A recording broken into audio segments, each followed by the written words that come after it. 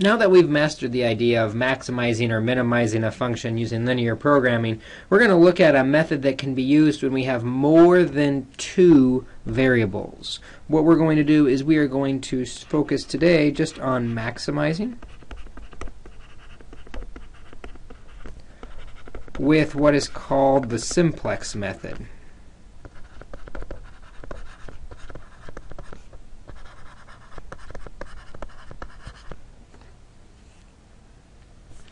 And the simplex method is a method that we can use when we have more than two variables that we're working with in order to maximize. It works also with two variables, and we'll see an example with that.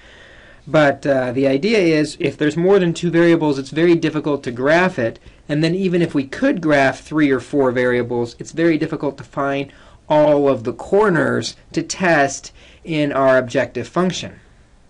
So we've got another method that kind of algebraically walks through from point to point to point until it finds that maximum point.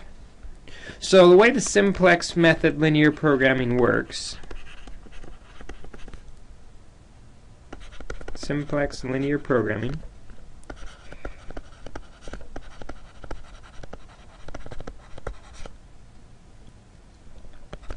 is we are going to maximize a function algebraically.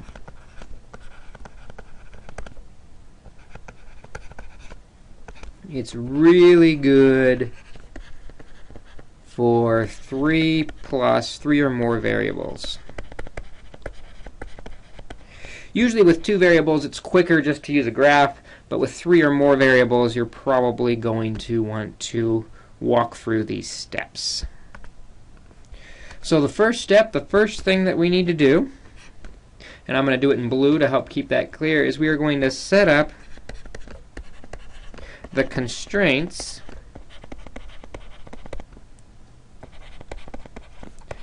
and the objective function.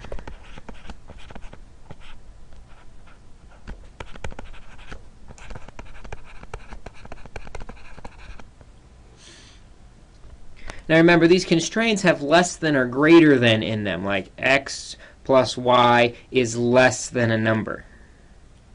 If it's less than a number, what we can do is we can introduce slack variables, what we're going to call slack variables. And these slack variables represent the difference between the left and the right side of the inequalities. So we are going to convert the inequalities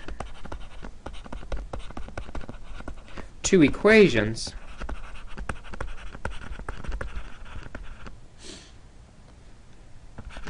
and the way we're going to do that is we're going to add slack variables, kind of fake variables,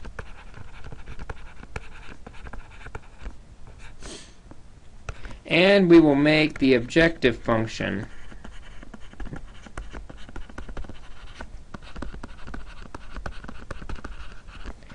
equals 0. We'll keep the z positive as we do that, so basically we subtract all this stuff over to hang out with the z variable. Once we've done that, what we will do is we will construct a matrix to represent these equations. Some people call it a table. I've also heard tableau, whatever you want to call it. We construct this in order to manipulate using our matrix functions.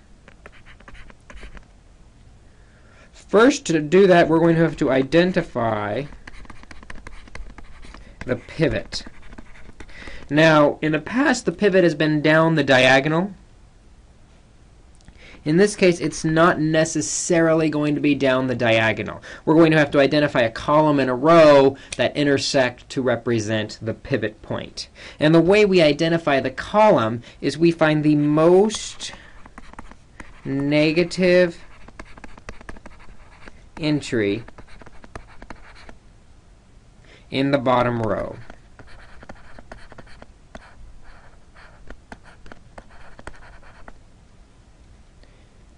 This identifies the pivot. I'm going to say actually just identifies the column.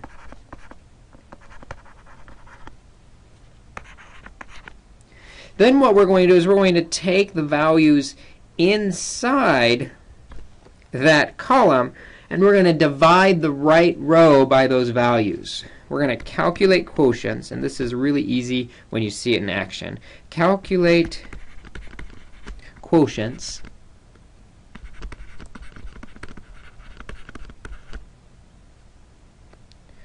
and the smallest quotient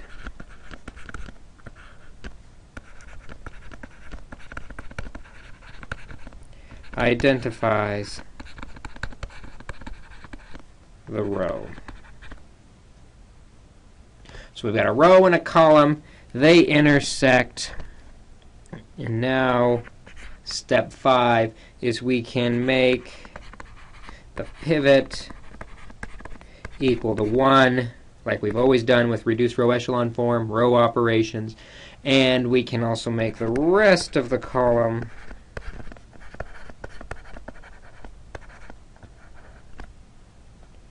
equal to 0.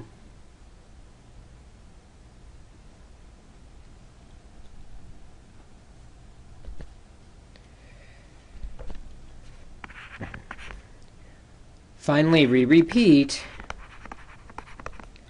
until there are no more negatives.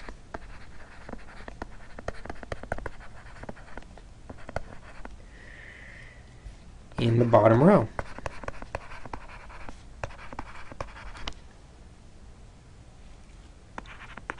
Once we do that, the pivots give solutions to the maximum values. Also, if there is no pivot in a column, that means the variable is 0. So that does happen on occasion as well. I want to put in one disclaimer on this process that doesn't come up as often, but should it when we're calculating quotients.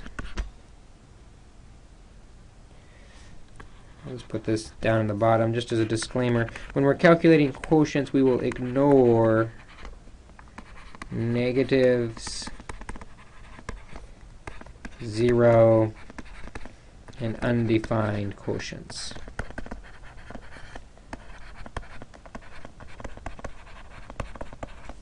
Because that does come up from time to time. It's not a big deal, but if it comes up, we will ignore negative zeros and undefined quotients. Okay, this process here, I can get it all on one screen, is not a difficult process to work through. It is a new process that requires you to learn the steps, especially though using a calculator it's not too difficult to work through, especially once you see some examples worked out. So let's do that. Let's look at some examples. And first, to make it easy, I'm going to skip the word problem part because we had a lot of practice with that yesterday. I just want to look at a simple maximization problem. x1 plus 2x2 is less than or equal to 120. x1 plus x2 is less than or equal to 90. And then we're going to maximize z equals 50 x1 plus 80 x2.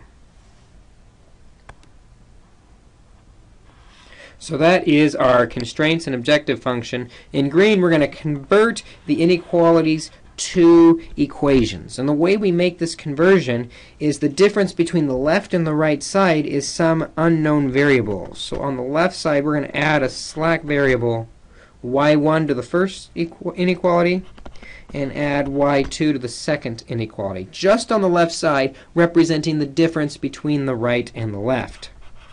When we do that, we get x1 plus 2x2 plus y1 is now equal to 120. The second x1 plus x2 plus y2 is now equal to 90. And then with the objective function, we make it equal to 0 by subtracting everything off to the left side. So we'll subtract 50x1, subtract 80x2 from both sides. 50x1, subtract 80x2 plus z. So that's now negative 50x1 minus 80x2 plus z equals 0. So that's the first thing we're going to do, convert the inequalities into equations, making the objective equal to 0.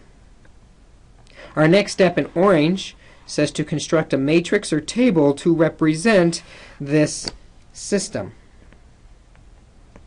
So as we set up our matrix, we've got 3 equations. We're going to have one column that represents x1, a column that represents x2, then we'll have a column for each slack variable, y1 and y2. They're not the same, so they need their own unique column. And then finally a column for z. Then we'll make an augmented matrix with what we're going to call c, the constants, or the solutions to each equation. So we've got 1x1 plus 2x2 plus 1y1, 0 y2s, 0 z's, and 120 c's. Second equation, 1, 1, 0, 1, 0, 90. Third equation, negative 50, negative 80, 0, 0, 1, 0. And something you'll notice at this point is currently the center part should look like the identity matrix. That's a good check to make sure you got all your zeros in the right spots, all the ones in the right spot. The center should look like the identity at this point. Now what we're going to do is identify in this table and matrix. In fact, I'm going to put another line at the bottom so that we can really emphasize that bottom row. We're going to identify where the pivot is. The pivot starts from the the negative most entry in the bottom row. Negative 80 is more negative than negative 50. So the pivot is in this column, we just don't know which row it's in. To do that, we take the constant row on the right side and divide by what's in this column. So we've got a 2 in the first row, and then we'll divide the second row by 1. And when we do, 120 divided by 2 is 60, and 90 divided by 1 is 90. That tells us 60 is smaller. The pivot row is the first row, picking the smallest number. And so you can see where they overlap is on that 2. That is our pivot. We want to make that value 1, everything above and below it equal to 0, using our row operations. We can do that first by making it a 1. We know we can take 1/2 of row 1 to get a new row 1.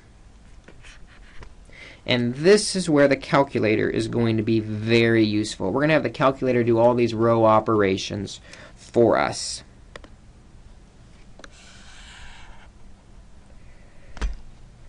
So here's the calculator. First we have to program this matrix in, so we'll hit second, matrix, and scroll over to edit.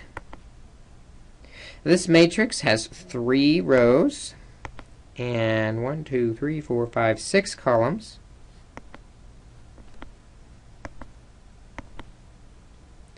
And the values are 1, 2, 1, 0, 0, 120.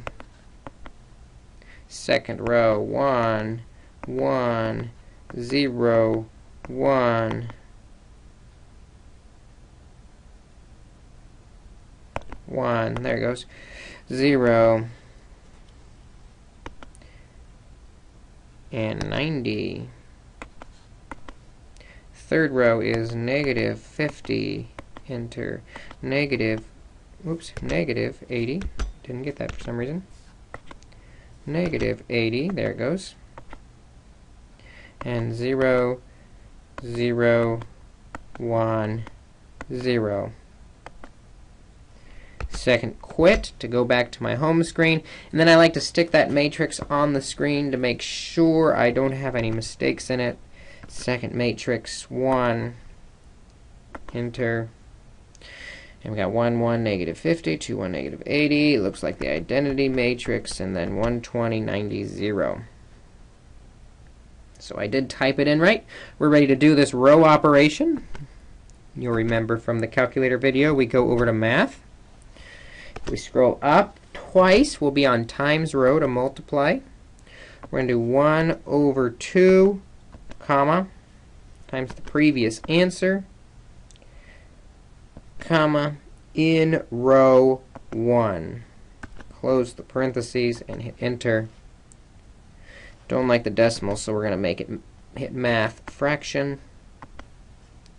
And there it is as a fraction. So let's write this new matrix. The new matrix is 1/2, 1, 1/2, 0, 0, 60, 1, 1, 0, 1, 0, 90, negative 50, negative 40, whoops, sorry, not negative 40, negative 80, 0, 0, 1, 0. Still emphasizing the augmented matrix in the last row. That's where we're most interested in. Now that we've got that pivot we wanted, now what we can do is focus on getting the other values equal to 0 in that pivot row. I'm sorry, that pivot column. We can do that by taking negative 1 times row 1 and adding it to row 2 to get a new row 2. And also by taking positive 80 times row 1, adding it to row 3 to get a new row 3. So let's do that on our calculator now. Second matrix, scroll over to math, and we're going to multiply and add rows. First, negative 1 times the previous answer in row 1, and it's going to be added to row 2.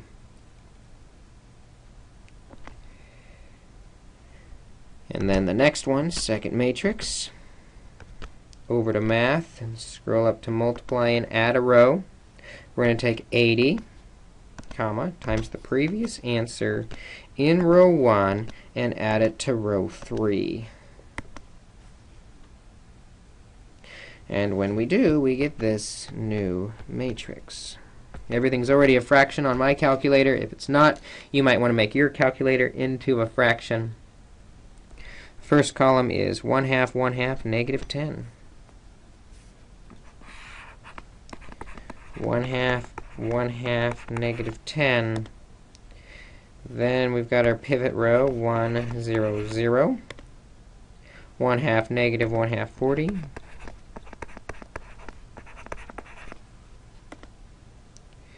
And then we've got two more identity-looking rows. And finally, the last column, 60, 30, 4800.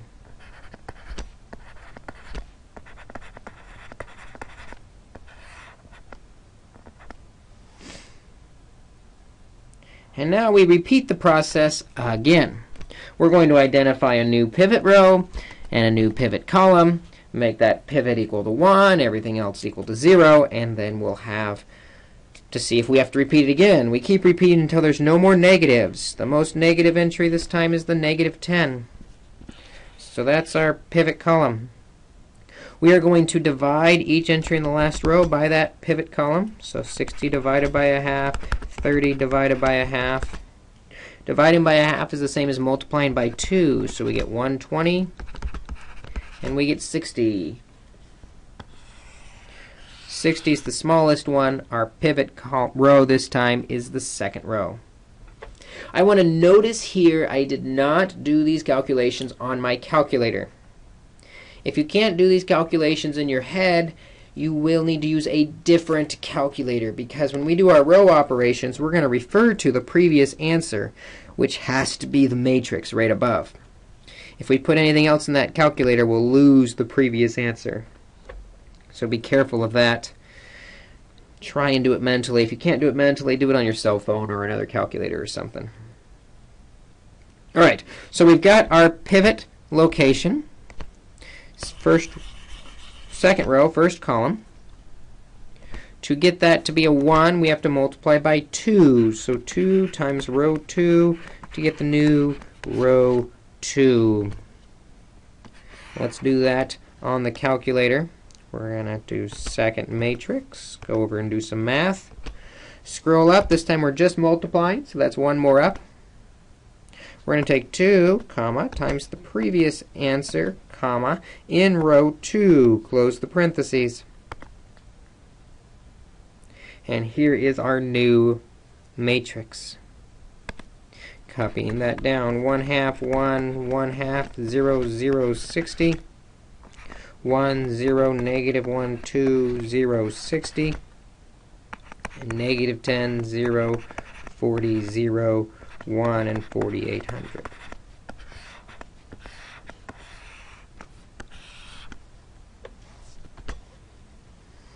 Now that we've got that pivot point to be a 1, we want everything above and below it to be 0. Whoops. Let's try that again.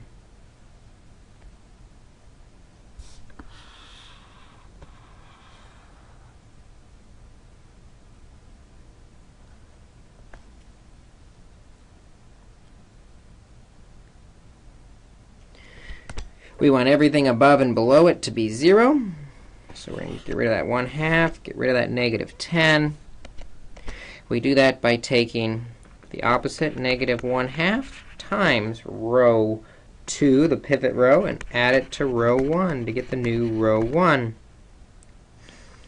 The opposite of negative 10 is 10 times row 2 plus the new row 3 into row 3.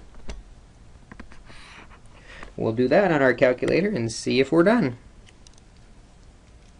Second matrix. Do some math. We're going to multiply and add, this time negative 1/2, comma, times the previous answer, comma, in row 2, comma, stick it into row 1. And then do it again. Second matrix. Over to math. Multiply and add a row. We're going to take 10, comma, times the previous answer, comma, in row 2, comma, and add it to row 3. Close the parentheses. And we get this matrix, which doesn't have any negatives in the bottom row. That's a good thing. That means we're going to be done here as soon as we get this written down. So we've got 0, 1, 0, 1, 0, 0, 1, negative 130, 1, negative 130, negative 1, 220, negative 1, 220, 0, 0, 1, and 30, 60, 5,400.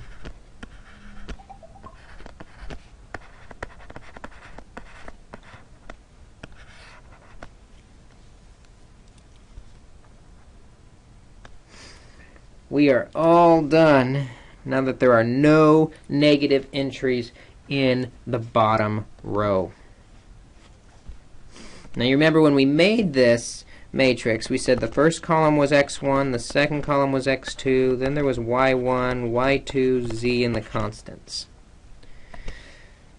To find our solution for each variable, we look for the pivot. x1 is a pivot at 60. So we say x1 equals 60. x2 has a pivot at 1, so his value is 30. So x2 equals 30.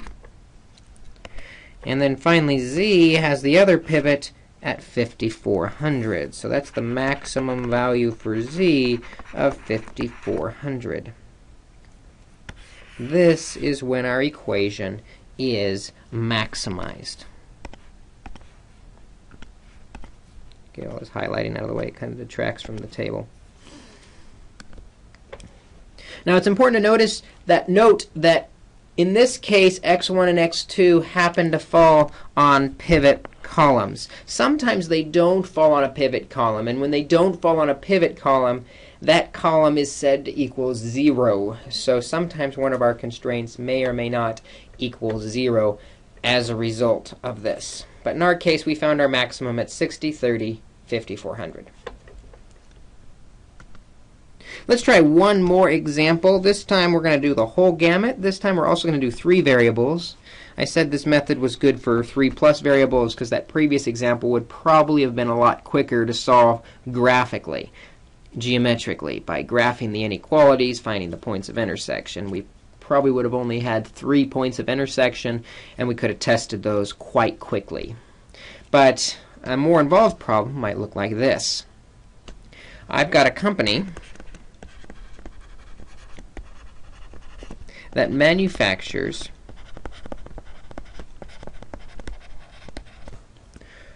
three different components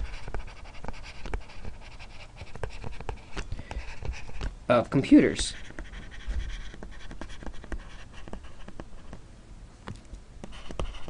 Component A requires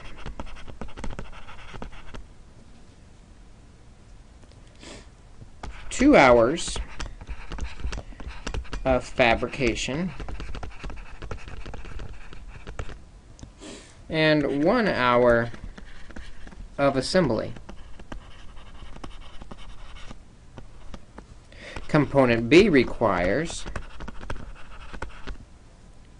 3 hours of fabrication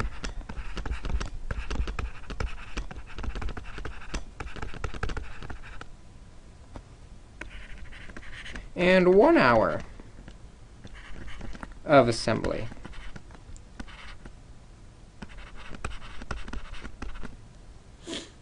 And component C requires 2 hours of fabrication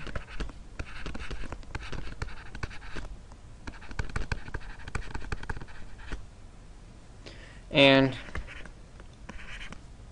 2 hours of assembly.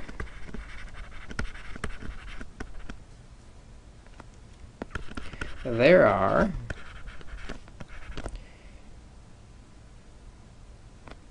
1,000 hours of labor. Get rid of this random. There we go. Oops, got another one now. 1,000 hours of labor for fabrication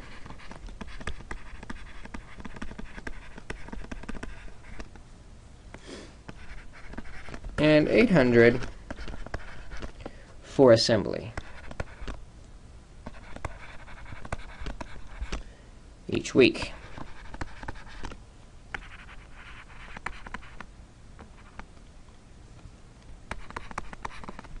If the profit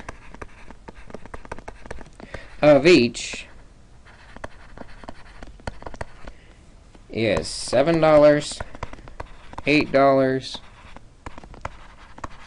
and $10, respectively. Respectively just means in that order: 7 for A, 8 for B, 10 for C. How many of each should be produced?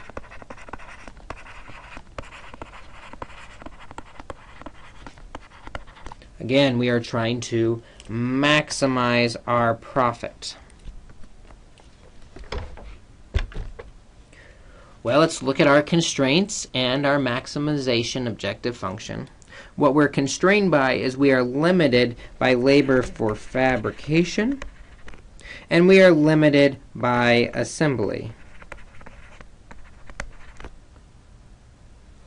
So let's look at each of these components. Component A requires 2 hours of fabrication.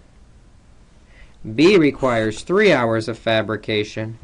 And C requires 2 hours of fabrication. And we are told there are a total of 1,000 hours available for fabrication. So let's make a constraint out of that. 2 for each A, plus 3 for each B, plus 2 for each C has to be less than or equal to the total amount of 1,000 labor hours. When we're talking about assembly, A requires, whoops, let me switch to my highlighter. A requires 1 hour of assembly, B requires 1 hour of assembly, and C requires 1 hour of assembly. Total 800 hours maximum for assembly.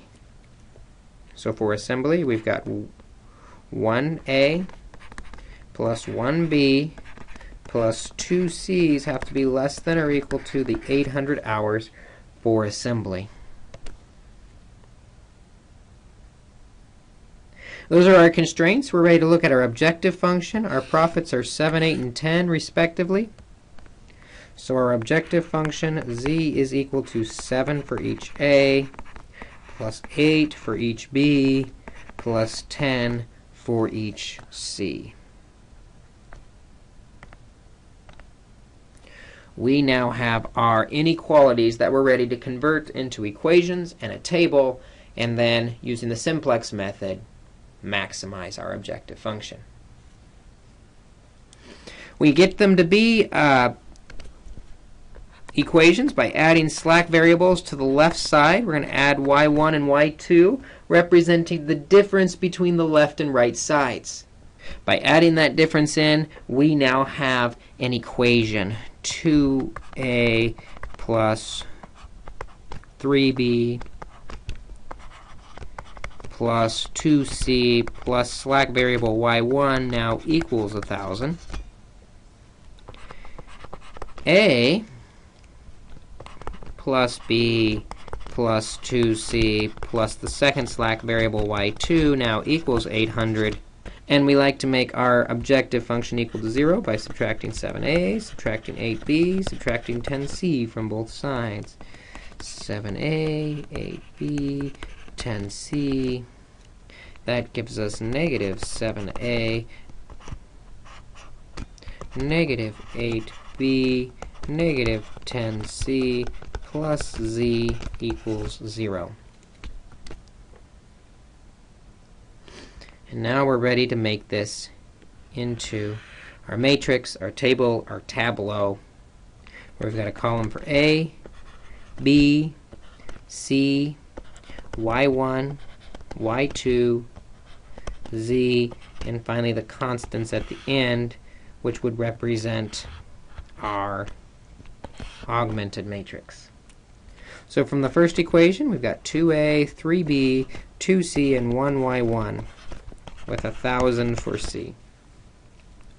1a, 1b, 2c, and then we've got a y2 with 800 for our constant, and negative 7a, negative 8b, negative 10c, and a z is equal to 0. Again, you'll notice in the middle it looks like we've got a little identity matrix. That's a good thing. That's the way it should be. And then we'll emphasize the bottom row just by separating it. And we will look for our pivot column at the most negative entry, this time that being C. So we're going to divide by 2 and 2. 1,000 divided by 2 is 500. 800 divided by 2 is 400, which is smaller. That means we've got our pivot row, and our pivot value is that 2 in the middle. We get that 2 to become a 1 by taking 1/2 of row 2 to get the new row 2. Let's do that on the calculator. Second matrix, we need to program in this new matrix that we just created, so we're going to edit. This time it's a 3 by 7 matrix with values 2, 3, 2, 1, 0, 0, 1,000, 1, 1, 2, 0, 1, 0, oops, not 10, but 1, enter 0,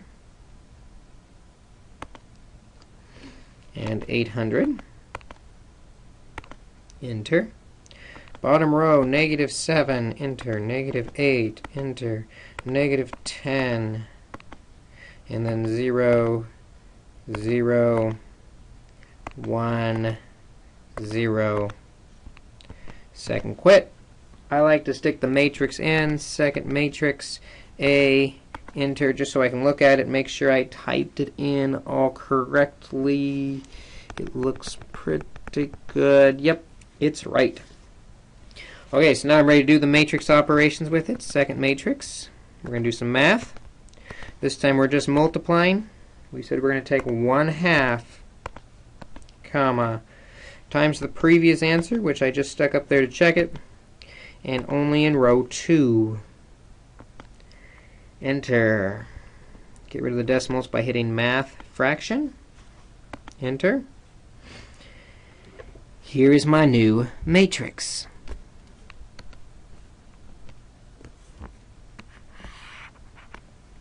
So we've got 2, 3, 2, 1, 0, 0, 1,000, 1/2, 1/2, 1, 1/2, oops, 0, sorry, 1/2, 0, 400, and negative 7, negative 8, negative 10, 0, 0, 1, 0.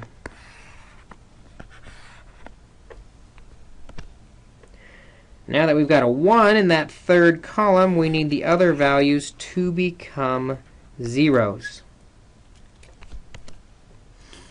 We'll do that by taking the opposite. This time negative 2 times our pivot row 2 plus row 1 to get the new row 1. We'll take the opposite, positive 10 times pivot row 2, add it to row 3 to get the new row 3. And again, we'll do that on the calculator. Second matrix, math. We're going to multiply and add. This time negative 2, comma, times the previous answer, comma, in row 2, comma, stick it into row 1. Enter. There it is. Second matrix, math, scroll up, multiply and add. This time positive 10, comma, times the previous answer, comma, row 2, comma, and add it to row 3. And here is our new matrix. 1, 1/2, negative 2 is the first column. 1, 1/2, negative 2. 2, 1/2, negative 3. 2, 1/2, negative 3. Then 0, 1, 0, 1, 0, 0. Negative 1, 1/2, 5. Negative 1, 1/2, 5. 0, 0, 1. And then finally, the last column, 200, 400, 4,000.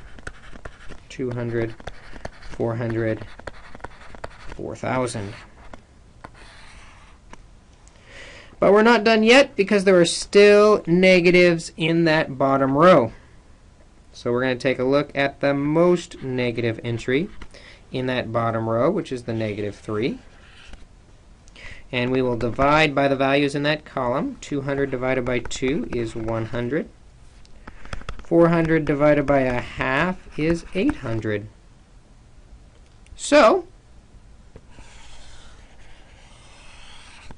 100 being the smaller, we've now got our new pivot value. We're going to pivot on the 2 in that second column. So multiplying by the reciprocal, 1/2 times row 1 to get the new row 1. Let's do that on the calculator. Second matrix. We're going to do some math. Scroll up. We're just multiplying this time, so scroll up twice. We're taking 1/2, comma, oops, not 11/2, 1/2,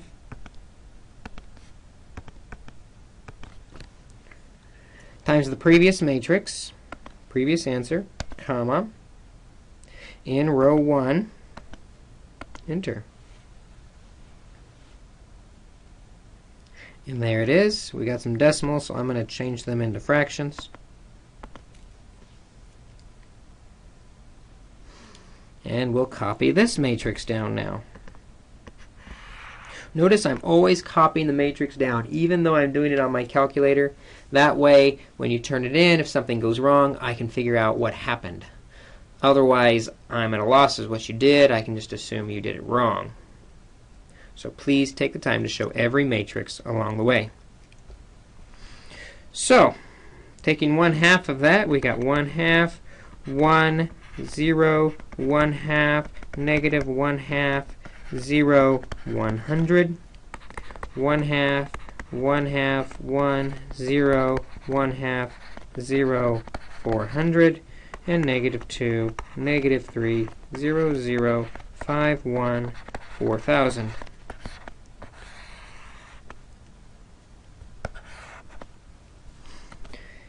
Getting zeros in the other locations is our next goal.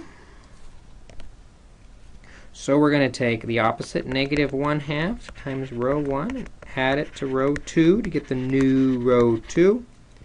And positive 3 times row 1, add it to row 3 to get the new row 3.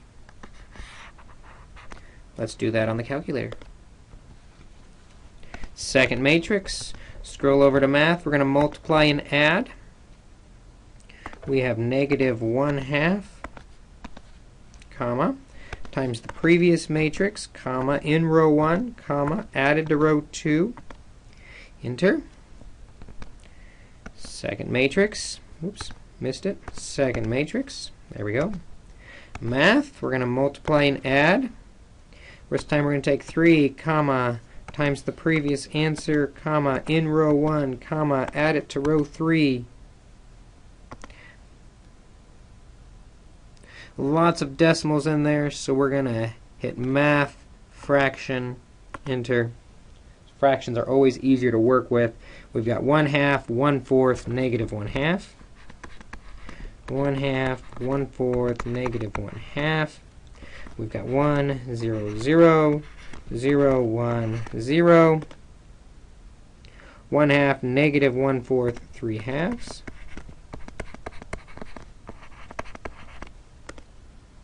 Negative 1/2, 3/4, 7/2. 0, 0, 1.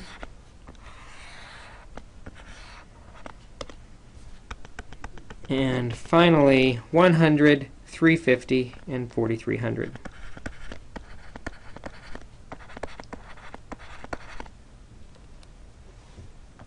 But we're still not maximized because there still are negatives in the bottom row. So we have to do it again. The most negative entry being that negative 1/2. So we have to divide the first row by 1/2, divide the second row by 1/4.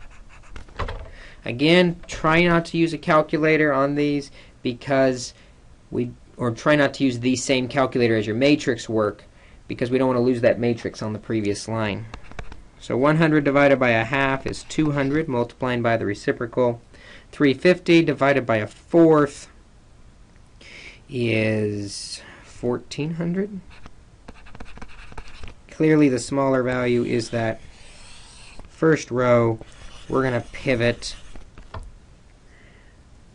now in that top left corner, first row, first column. To do that, we multiply by the reciprocal. We're going to take 2 times row 1 to get a new row 1. Back to the calculator. Second matrix, over to math, up, up. This time we're just going to multiply rows. We're going to take 2, comma, times the previous answer, comma, in row 1, enter. And we get our new values of 1, 2, 0, 1, negative 1, 0, 200, 1/4, 0, 1, negative 1/4, 3/4, 0, 350, and negative 1/2, 0, 0, 3/2, 7/2, 1, and 4,300.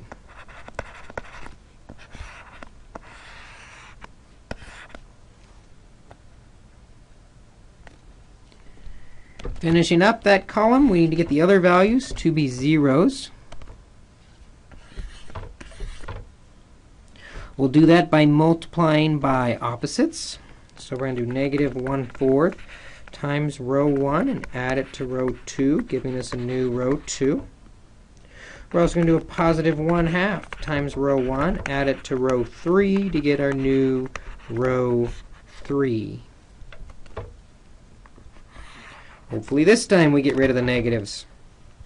Second matrix. Over to math, we're going to multiply and add, this time negative 1/4, comma, times row 1, comma, into row 2. Whoops, did I type it in wrong? Oops, we never said the previous answer. Negative 1/4 times the previous answer, comma, in row 1, comma, add it to row 2, enter. There it is. Second matrix, math. Scroll up, we're going to multiply and add, this time 1/2, comma, times the previous answer, comma, in row 1, comma, added to row 3. And we got some decimals, so I'm going to hit math fraction. And we get this matrix. 1, 0, 0. 2, negative 1/2, 1. 0, 1, 0. 1, negative 1/2, 2. Negative 1, 1, 3.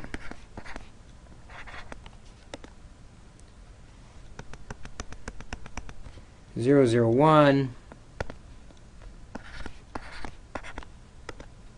200, 300, 4,400.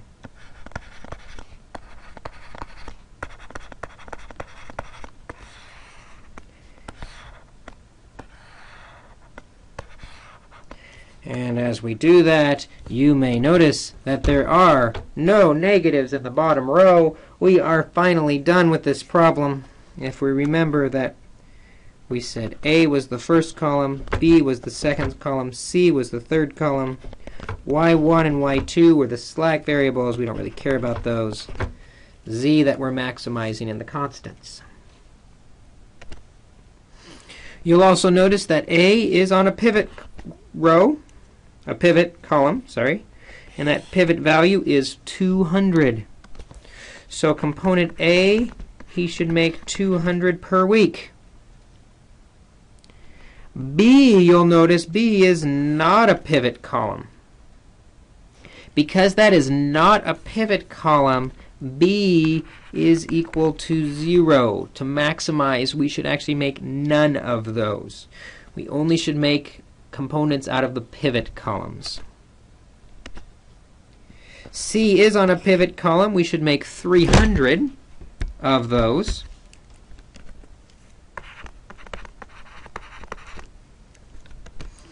And then Z, our maximum, will always be a pivot at 4,400.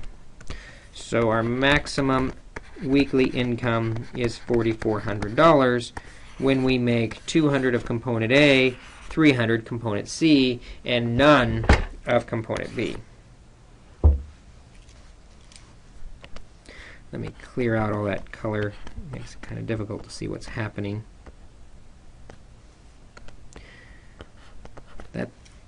That is the simplex method to maximize our constraints and objective function, or our objective function subject to the constraints. It's a new process. It takes a bit of getting used to. The best way to get used to it is practice, practice, practice. We set up the constraints of the objective function, add slack variables so that the inequalities are now equations, and then we can make our matrix, table, tableau, whatever you want to call it. The pivot point that we need, where we need a 1 entry, is not necessarily down the diagonal anymore. Now we find the most negative entry in the bottom. calculate our quotients on the right, and the smallest quotient is the row. Make that pivot 1, the rest of the column 0, and keep going until there are no more negatives in the bottom row. Take a look at the assignment and practice some of these. The only way you're going to identify your questions is if you practice these. And so I want you to do that today, and we will see you with questions tomorrow in class. Thank you.